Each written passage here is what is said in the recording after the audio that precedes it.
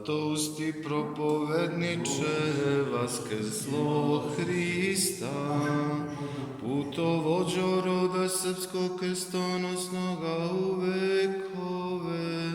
raspevana liro Duha Svetoga, ponose i ljubavi monaha, radovanje i pohvalo sveštenika, učitelju pokajanja sve